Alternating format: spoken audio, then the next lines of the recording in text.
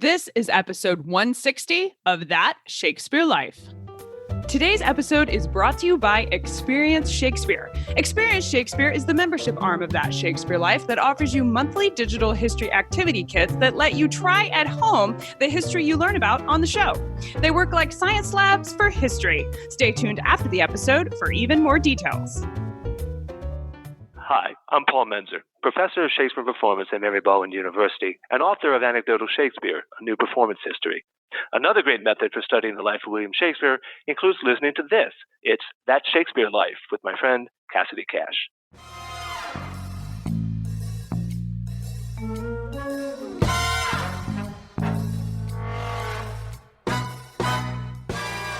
Timothy Bright's system, though, was designed for speed, and he used little marks that you could jot down quickly if it was a common word, and he would just add another little mark if it was a less common but related word.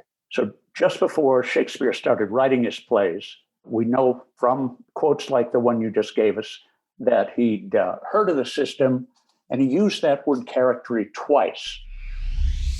Welcome to That Shakespeare Life with Cassidy Cash. Cassidy believes that if you desire to successfully learn or perform Shakespeare's plays, then understanding the real life and history of William Shakespeare himself is a must. That Shakespeare Life is the podcast that helps you go beyond the curtain of some of Shakespeare's most iconic works and explore the world of early modern England as Shakespeare would have lived it, learning from the writers, historians, and performers who know it best. And now, here's Cassidy. In 1588, one man named Tom Bright introduced an innovative new method for quickly writing down what you hear during a live performance. He published a manual called Characterie, and it was a term of Bright's own invention. Characterie is the first English version of an ancient method of shorthand dating back to the time of Cicero, and it allowed you to pirate anyone's live performance, provided you had enough patience to learn the complicated system of Characterie. Bright's innovative new technology applied a complicated array of symbols and characters that, while intimidating to review today, was a huge hit in Elizabethan England, with several additional shorthand methods being published in England within just a few years of Bright's work. Walking the line between illegal behavior and artistic prowess, masters of shorthand in the late 16th century are responsible for many of the surviving copies of sermons from Shakespeare's lifetime, and our guest this week argues in his publication, Shakespeare, Playfere, and the Pirates, that shorthand may be behind the many errors we find in Shakespeare's bad Quartos, as well as responsible for the reason we even have copies of Shakespeare's plays today. The obvious question when you realize that audience members at the Globe Theatre were writing down the play as they heard it was to wonder, how did they accomplish this task? Were they using quill pinks and inkwells? And did they get arrested for pirating the works of the greatest playwrights in the age? Here this week to explain all of these questions, including mechanics of stealing words from the air as they're being spoken, along with what kind of impact these pirates had on the theater culture of the 16th century, is our guest, Bryan Crockett.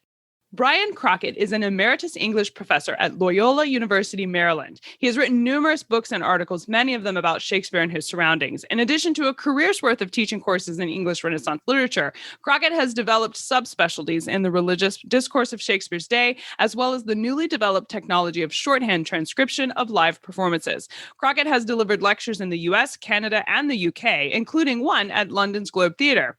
He is also an ex-actor, dramaturg, and novelist. His 2015 novel about John Donne, called Love's Alchemy, was a finalist for the Historical Novel Society's Annual Achievement Award, as well as for the Tuscany Prize. Married and with 3 grown children and a grandchild on the way, he lives in Baltimore with his wife and artist, Pamela Crockett. Hello, Bryan. Welcome to the show. Hi, Cassidy. It's good to be here. In Shakespeare's Merry Wives of Windsor, Shakespeare uses the word charactery to describe a fairy language. In Act 5, Scene 5, Hostess quickly says, quote, "Fairies use flowers for their charactery," end quote. Bryan, using flowers for charactery sounds a lot like pictures instead of words. Was charactery a system based on pictures, similar to what we think of as hieroglyphics?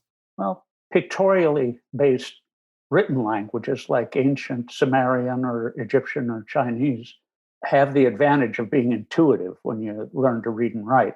So if the character for the word house looks like a house, then when you're learning, you have a kind of running start. So a smart 4-year-old can figure out that if a little design on paper that looks like a house, it must mean house. But those languages in pictographs aren't designed primarily for speed. Timothy Bright's system, though, was designed for speed, and he used little marks that you could jot down quickly if it was a common word, and he would just add another little mark if it was a less common but related word. So just before Shakespeare started writing his plays, we know from quotes like the one you just gave us that he'd heard of the system, and he used that word charactery twice.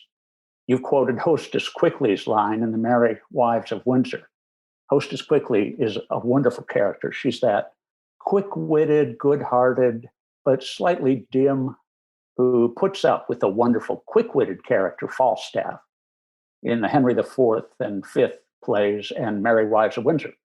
And it's interesting that Hostess Quickly uses that word charactery in a positive sense. In that scene, she's sort of implausibly dressed up as the fairy queen, even though she's no Titania. She's saying that fairies don't need the alphabet or pen and ink to write things down. They express themselves with flowers. And it's a touching idea, natural rather than man-made technology as a means of communication. But what's interesting is that there's no hint of animosity between Shakespeare and the practitioners of Charactery. Whether he knew these guys were ripping off his plays, we just don't know. Bryan, when we think of Shakespeare writing anything or anyone from his lifetime writing something down, most of us have this mental picture of a quill pen. And when these pirates of spoken performance wanted to take down a story using Charactery, which you mentioned is done with great speed, they're in a venue like the Globe, where most people are standing there in the groundlings area. And I just wonder practically, how would they be juggling an inkwell and a quill pen to quickly write this down? Is that the method they were using to take these notes, or were they using something else? Well, we think they were using something else. Someone really adept at using quill and ink can write very quickly. But you're right. It'd be hard to be standing with an inkwell and a quill and paper in the audience with other groundlings milling around and jostling. So it's likely that someone transcribing words in character would be seated in the theater. And those more expensive seats were not just for nobility, but anybody who could afford to pay for them. The other part of your question is about alternatives to quill and ink. It's true that the surviving manuscripts we have of plays from the period used ink that was then typeset. For quick but less permanent writing, there were pencils. Graphite had been discovered in the Lake District of England right about the time Shakespeare was born. You'd need to keep your pencil fairly sharp for taking notes in Charactery, but that could be done really quickly. A single swipe on a sharpening stone would work. So the tools for that existed. Was copying down sermons or theater performances through shorthand and then selling copies of it considered illegal behavior during Shakespeare's lifetime, or was the use of this new technology seen as a valuable skill? Well, it's clear that note-taking, especially in churches, was considered a legitimate, valuable skill. Taking notes of a sermon was encouraged. It was a pious activity to sit in the congregation and jot down what the preacher said. Usually, of course, notes were more or less in outline form rather than full transcriptions. The evidence we have of whole sermons transcribed from the audience tells us that preachers were generally happy to see their words promulgated, most of them anyway. Some preachers, especially the really artful ones, got angry when they saw their hastily transcribed versions of their sermons coming into print and were being bought and sold. So one minister and theologian named Thomas Playfere, for example, a preacher contemporary with Shakespeare, had nothing but contempt for transcribers who misquoted him. And that happened twice. Booksellers were making money selling unauthorized versions of his sermon, And Playfere figures pretty largely in my work on shorthand in his authorized public version of a sermon called The Mean in Mourning, for example. And that sermon is a virtuoso performance. Parts of it are worthy of Shakespeare. He has this to say in the letter to the reader in the introduction: I had rather have had my head broken than my sermon so mangled. For this sermon hath been twice printed already without my procurement or privity any manner of way, yea, to my very great grief and trouble. So he could fume and find a bookseller to print the authorized version, but that was about all he could do. It'd be over 100 years before copyright laws like the ones we have began to appear. Bryan writes that there are several successful shorthand techniques proliferating around London during Shakespeare's lifetime, including one method by Peter Bales in 1590 called brachygraphy, and another in 1602 by John Willis called stenography. Bryan, how were these methods different from Bright's original Characterie method of shorthand? Well, Peter Bales's brachygraphy was a partly plagiarized version of Characterie with a more user-friendly appearance. For Characterie, Timothy Bright used little markings that you could jot down really quickly, but they were unfamiliar looking. So for his system, Peter Bales used letters of the alphabet with little marks added to them. So brachygraphy was a bit more cumbersome than Characterie, but people who were experts at both systems could churn out pretty good transcriptions. And John Willis's stenography, which came out in 1602, more than a decade after Bright's and Bales's systems, was a real improvement. Of course, we still use the word stenography in court trials. We still have court stenographers. That method was the first phonetically based system of shorthand. So instead of arbitrarily matching each little mark to a different word or phrase, you made a mark that represented a certain sound. It doesn't seem likely that stenography was used to transcribe any of Shakespeare's plays. Despite the three shorthand practitioners Bryan cites in his work as being successful at their shorthand creation, the method itself, when put to use for copying down sermons, was, as Playfere lets us know, received with this great contempt. Another preacher who fell victim to shorthand transcription was Anthony Tyrrell, who in 1589 writes, quote, "My words were no sooner out of my mouth, but a young youth had penned my sermon verbatim by Charactery, an art newly invented. It was this youth's pleasure for the manifesting of his skill in that swift kind of writing to publish my sermon in print," end quote. Bryan, I take notes here while we're talking on the show, and I consider myself pretty quick at typing, but even I am unable to transcribe the entire conversation verbatim. What kind of speed and accuracy is being displayed here for the preacher to assert that a youth copied his words down verbatim? Is it really practical or even possible to capture an entire verbal performance from the audience using shorthand? Well, some preachers hated it when their sermons were pirated in shorthand and then sold to printers, because there were big mistakes in a lot of them, but not all. In that letter to the reader, in the published version of that sermon, Tyrrell says that the young man took down the sermon absolutely verbatim. So the short answer to your question is yes, it was possible. And here's why. Remember that while literacy was on the rise in Shakespeare's day, it was still a predominantly oral culture, not a literary one. And so people's memories were generally more highly developed than ours. Centuries-old habits of thought made memorization of a lot of information easier back then than it is for most of us now.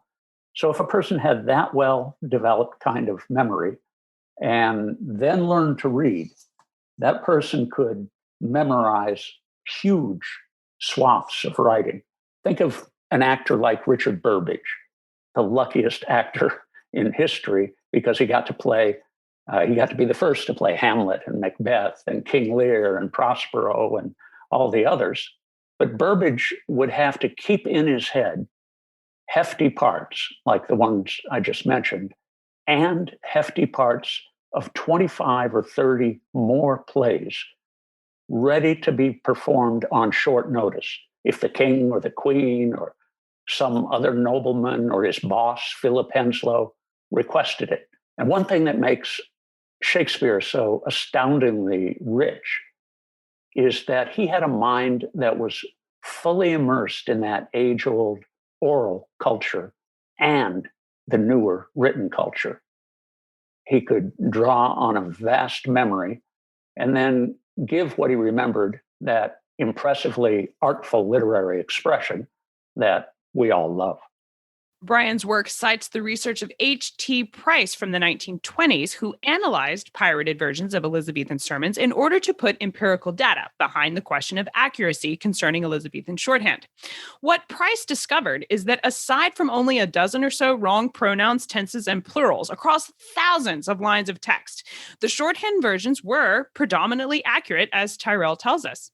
Price applies his data to the analysis of Shakespeare's so-called bad Quartos, concluding that it must have been possible for Characterie to be behind the copies we have today of Shakespeare's quarto plays that feature some of these odd variances. Bryan, explain for the uninitiated what the bad quarto is for Shakespeare's works. Then tell us, why are they called bad? Is it because these plays were pirated by Elizabethan Characterie artists? Well, the term bad quarto is unfortunate.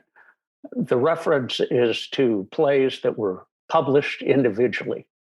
They tended to be in quarto format, which just means that the big sheet of printer's paper was folded twice and then cut into 4 pages, hence quarto. And then each of those 4 pages was printed on the front and the back.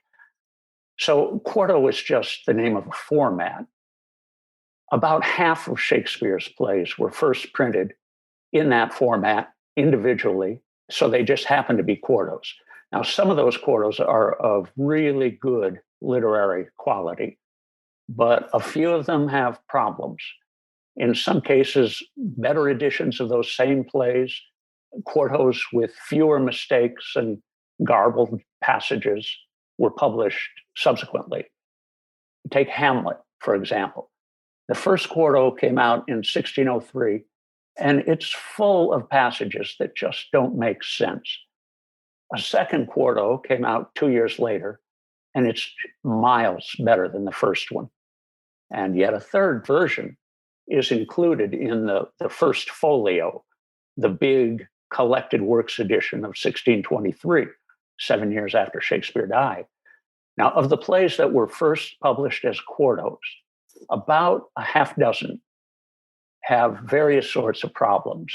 And each of these plays' set of problems is unique to it.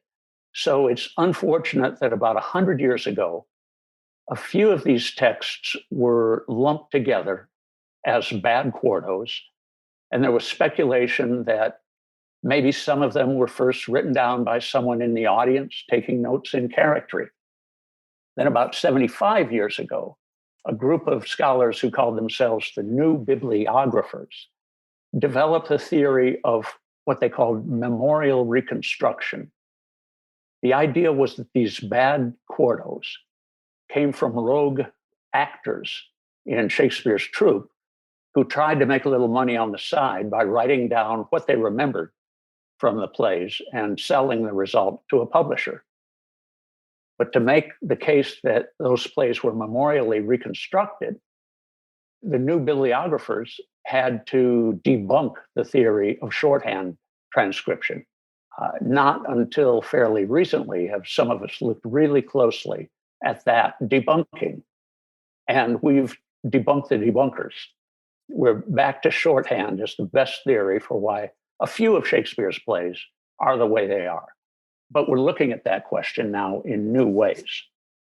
The bad quarto version of Shakespeare's Hamlet from 1603 that you mentioned is housed at the British Library and available online. And I will link you to the show notes for where to read that in today's episode.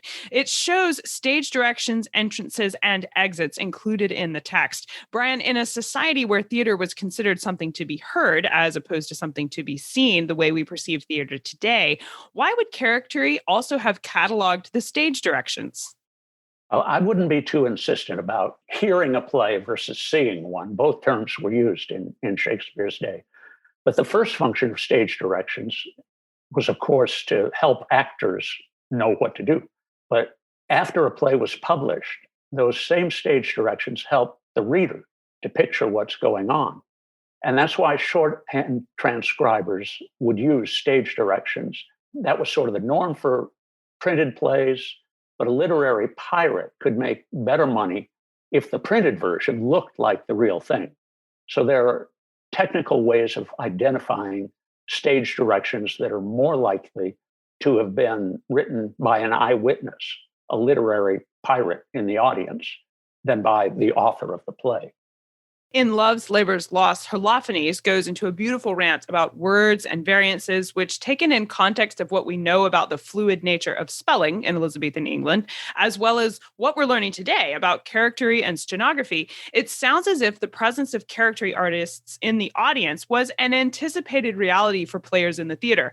In Act 5, Scene 1, Holofernes says, quote, "He draweth out the thread of his verbosity finer than the staple of his argument. I abhor such fanatical phantasmas, such as insociable and point-devised companions, such rigours of orthography as to speak doubt fine when he should say doubt, debt when he should pronounce debt, D-E-B-T, not D-E-T. He cleppeth a calf, half, neighbour, vocatur neighbour, nay, abbreviated nay. This is abominable."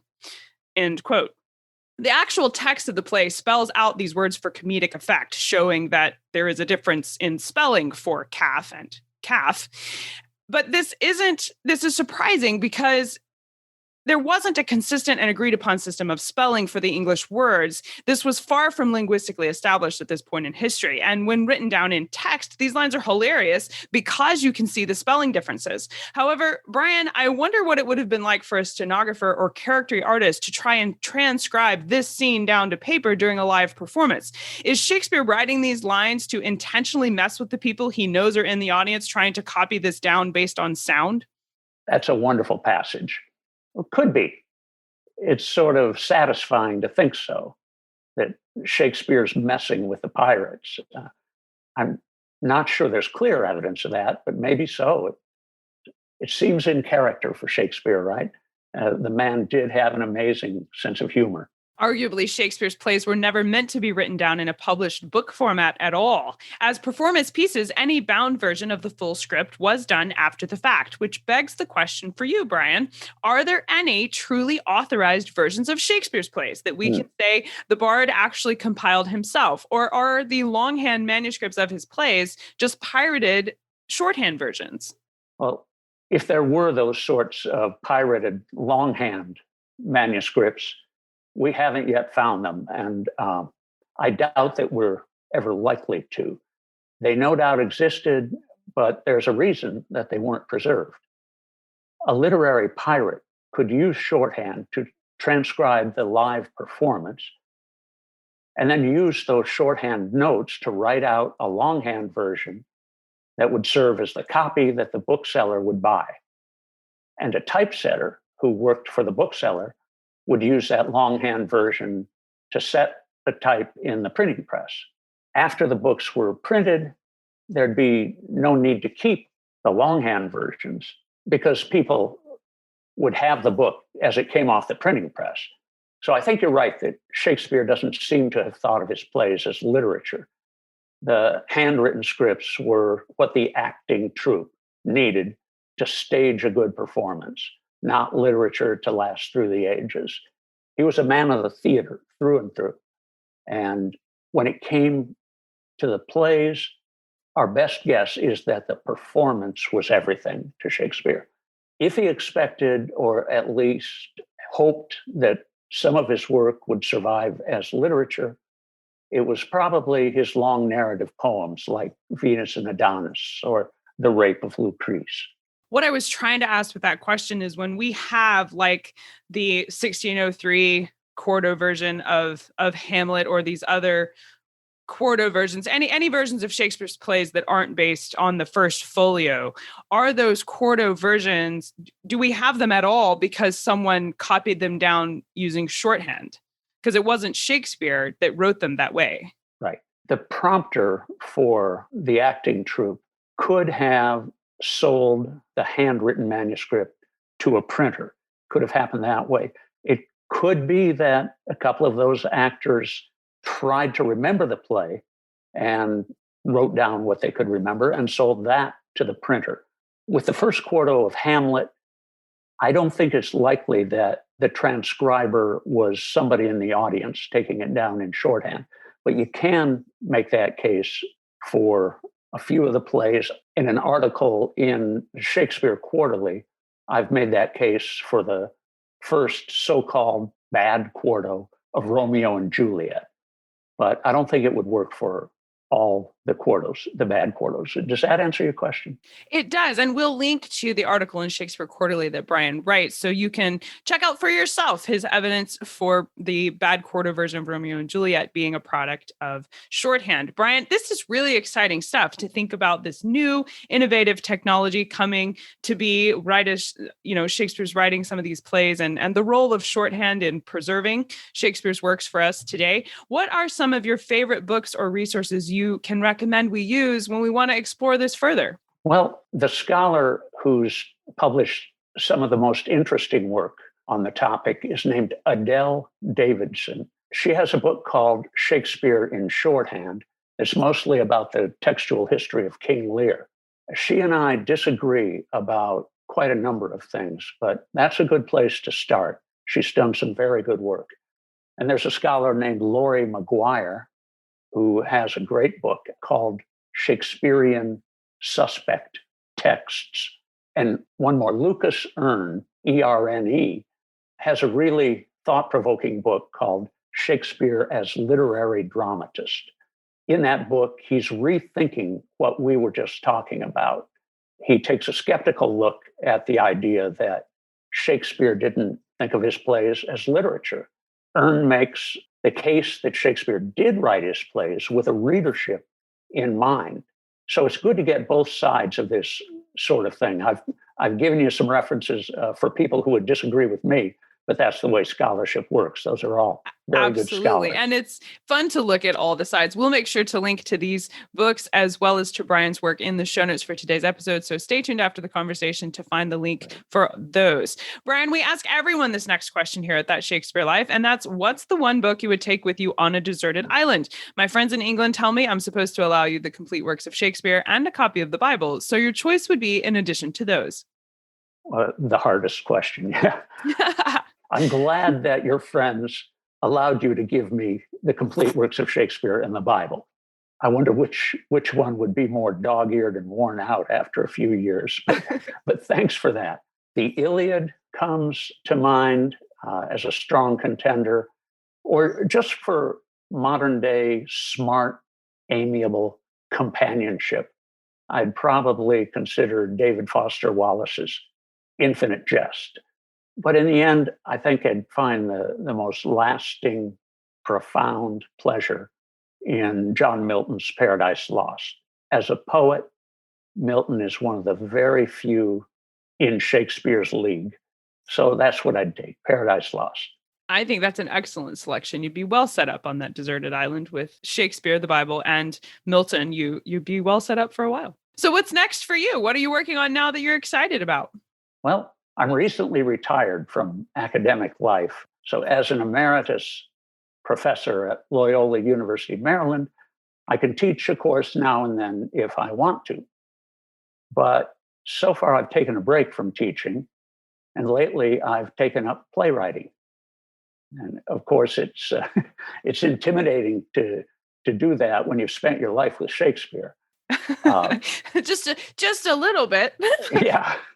But I've found the answer. I've figured out what to do with him. Oh, tell us the secret. Yeah, I put him in one of my plays as a character. Oh, there you go. So he has to say what I say, he said. And I've written another play that's set in the near future and is a dystopian, political, Black Mirror-ish play that is about technology gone wrong in politics, in a senatorial race. So projects like that are enough to keep me busy for now. That's fascinating. I'll look forward to it as theaters are opening back up slowly but surely these days. I'll look forward to seeing that one performed and staying in touch so we can find out all of the ways that you put Shakespeare back on the stage. Thank you so much, Bryan Crockett, for being here today and taking us through the history of shorthand. This was a really fun conversation. Well, thank you, Cassidy, for the invitation. It's been great. Find links to the resources Bryan mentions in today's episode, along with a free sample of how you can try out Characterie for yourself in the free download that's available in the show notes for today's episode. Visit the link to find out more. Find all these things and the full show notes for today at CassidyCash.com/episode 160. That's CassidyCash.com/EP160. Don't forget that the video version of our show is streaming right now on YouTube, completely free. You can watch that at youtube.com/c/CassidyCash. And if you like video content for our show, then make sure you check out the digital streaming app for That Shakespeare Life. We have animated plays, bonus interviews, documentaries, and more, all packed into the membership area for our show. Members get the digital streaming app along with monthly history activity kits that work like science labs for Shakespeare. Join us inside as we cook, play, and create our way through the life of William Shakespeare. Find out more and download that app at CassidyCash.com/experience. That's CassidyCash.com/experience. That's it for this week. I'm Cassidy Cash. Thank you for being here. I hope you learned something new about the Bard. I'll see you next week. Bye-bye. Thank you for listening to That Shakespeare Life. As always, the best conversations happen after the episode over at CassidyCash.com. Become a part of a vibrant Shakespeare conversation by adding your voice over at the website. Until next time, remember, when you want to know William Shakespeare, you have to go behind the curtain and into That Shakespeare Life.